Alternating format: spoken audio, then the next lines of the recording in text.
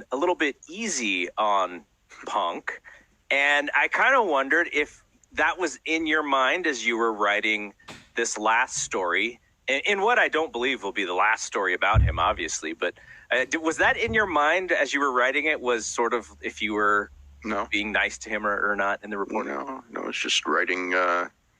I was just writing. I was trying to write a fair story, which, whenever you write a fair story, both sides get mad at you. Yeah, that's when you know it's fair. Yeah.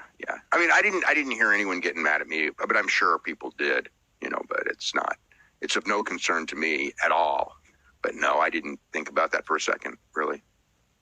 So this latest story on CM Punk, I think the thing that stood out that we hadn't heard prior was that maybe the Young Bucks kind of had a little bit of an internal clock as to when they would have been maybe comfortable having the discussion that CM Punk seemingly wanted to have. And, just the idea of, we got to let's just let things settle down for a bit. And that's at some point we'll be able to sit down and chat. And then it just never happened. Yeah, I mean, I said from day one, time heals all wounds. And how many times have I talked to you and other people about it? Like every time something went like this, it was kind of like, well, they just they extended the clock again. Yeah, reset it. They reset the clock at zero. Every couple of weeks they reset the clock at zero. If nothing would have happened and everyone would have, everything would have gone smoothly. I'm sure that at some point everybody would have worked together, if there were apologies and all that, but didn't happen. Other things kept happening, and it was inevitable. It was even if it was one thing, it was just one thing over like the last couple months, it probably wouldn't have been so bad. But when there's stuff every couple weeks, if not every week, every couple weeks that you would hear something, and I can't even say that I would hear something every week, but.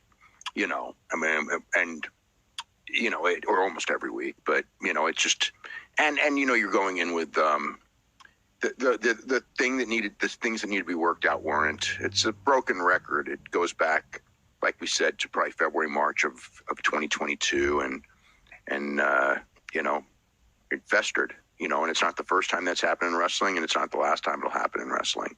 It's the stuff like this has happened in WWE too. So. But it did, and it's not. Punk will be around wrestling. He's going to do a podcast, or I don't say he's going to do a podcast, but he'll do podcast interviews or something at some point, probably sooner than later. With his side, and every promoter but AEW is probably going to want him if he'll work for them. I don't know about WWE. That might be the exception. So it's the ball's in his court. If he wants to wrestle, he'll have plenty of opportunities to wrestle. If if he wants to wrestle and make a certain amount of money, WWE may be the only place to do that. But who knows? Maybe the Aspers will kick in a lot of money thinking that CM Punk will lead them to the promised land and he can get a great deal at Impact, or maybe, I don't know, New Japan, and I don't know if he wants to do New Japan. I don't know that New Japan's a good fit for him. At first it would be. Long term, I don't know. But, just from the injury situation and everything.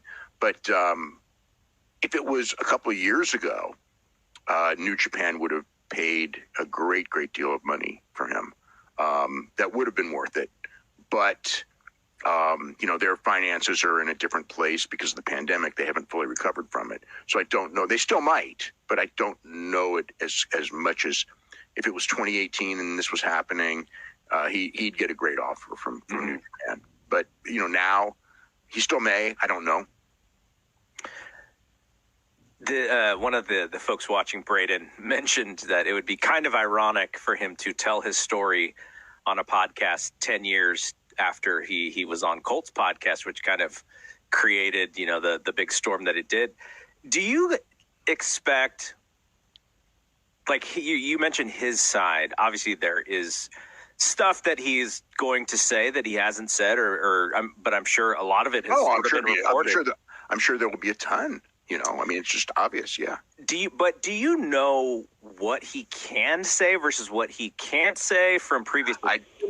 You mean from legal stuff? Yeah. I don't know all the details of the legal stuff. Who he's not.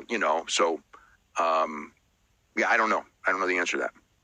And then when asked at the press conference about what he could do in the future, Tony did not say. So, I mean, it's essentially all speculation from here on out about where he does go and when he can go.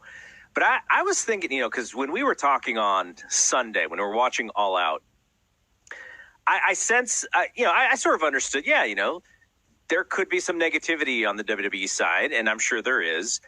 And I can tell you that there's people who are positive and people who are negative, and it doesn't really matter. I mean, it's talent wise, but as far as that goes, at the end of the day, it's going to be, depending on when it comes up, and if Vince is back, it would be Vince's decision. If not, it's going to be Nick Khan and Paul Levesque, and I don't know, what they think. I mean, it's funny. I've read so much stuff, and it's kind of like one of those things again where I don't think people understand pro wrestling economics. Well, I mean, I'm sure there are people who do, but it's like the whole thing of like Endeavor, whatever. And this is not an Endeavor deal. You know what I mean? It's going to be a WWE deal. Ari Emanuel, he might go and say something to them like, "Hey, is this guy available? Maybe we should try to use him." But ultimately, this is absolutely one of those things that would be Vince's call.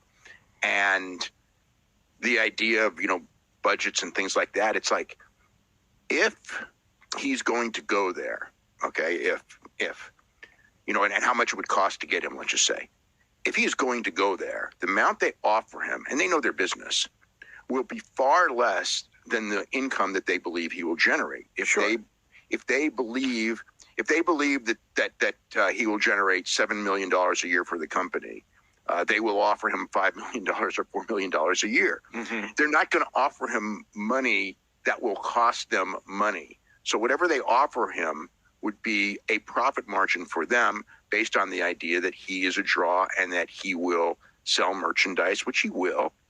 That he will. His AEW shirt was still number one the last time I saw the last numbers.